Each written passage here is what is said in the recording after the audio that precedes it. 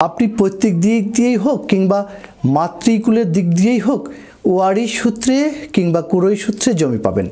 সেই জমি যদি আপনার দখল বুঝিয়ে না দেয় কিংবা সমবন্টন করে না দেয় কিংবা ফিতা বন্টন চিহ্নিত করে আপনাকে মেপে না দেয় কিংবা জমির সীমানা নির্ধারণ সংক্রান্ত বিরোধ যদি সৃষ্টি হয় কিংবা সম্পত্তি অন্যান্য শরিকরা জোর করে দখলে রাখলে কিংবা প্রাপ্য অংশ কম দিলে কিংবা প্রাপ্য অংশ আপনাকে দিতে অস্বীকার করলে কিংবা অন্যান্য শরিকরা দাবিকৃত অংশ বন্টন অস্বীকার করলে আপনি সোজা দেওয়ানি আদালতে গিয়ে বন্টন বা পার্টিশন শুট মামলা করে আপনি আপনার ন্যায্যতা ফিরিয়ে নিন। মনে রাখবেন, বাটোয়ারা মামলা করার সময় ওই জমির সকল অংশীদারকে মামলায় আপনাকে পক্ষভুক্ত করতে হবে।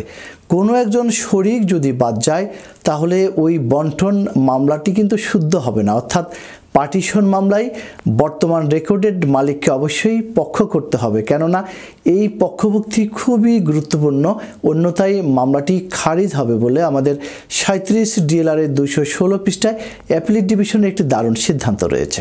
সে সকল কারণে এই মামলা করতে যাওয়ার আগেই আপনাকে কিন্তু কিছু কাগজপত্র সংগ্রহ করতে হবে। সবচেয়ে ভালো হয় আদালতে না এসে নিজেদের মধ্যে যদি আলাপ আলোচনা করে সম্পত্তিটা ভাগ বন্টন করে নিতে পারেন তাহলে কিন্তু বন্টননামা দলিল করে নেওয়াই ভালো।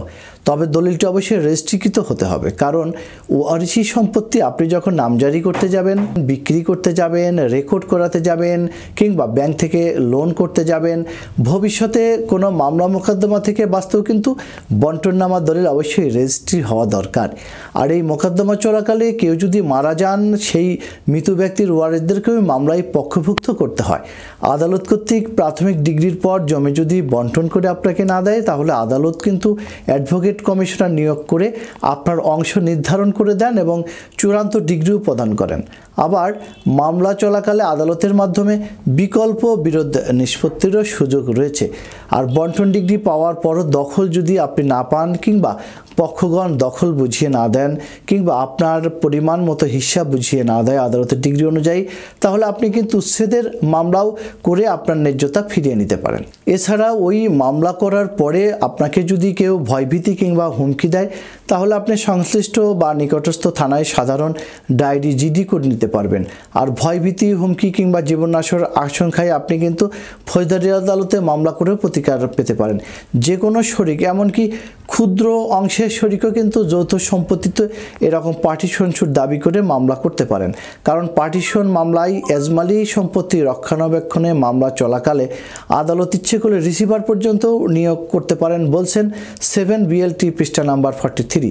আর শরিকের বিরুদ্ধে শরিক পার্টিশন মামলাতে অস্থায়ী নিষেধাজ্ঞাও পেতে পারেন বা আদালত নিষেধাজ্ঞাও জারি করতে পারেন, বলছেন 41 ডিএলআর পৃষ্ঠা নাম্বার 92 অ্যাপিলেট ডিভিশনের একটি সিদ্ধান্ত। কাজেই জমি বন্টন, ভাগ, ন্যায্যতা নিয়ে যে কোনো ধরনের প্রশ্ন উদ্ভব হলে, যে কোনো রকমের জটিলতার উদ্ভব হলে তার সমাধানের জন্য আমাদের সাথে যোগাযোগ করতে পারেন। ভিডিওর স্ক্রিনে mobile number, email, WhatsApp number দেওয়া আছে। আমরা উপযুক্ত সম্মানী প্রাপ্তির মাধ্যমে আপনাদেরকে আইনি সহায়তা দিয়ে থাকি। আজ এ পর্যন্তই। সবাই ভালো থাকবেন, সুস্থ থাকবেন। আমাদের চ্যানেলটিতে সাবস্ক্রাইব করতে ভুলবেন না।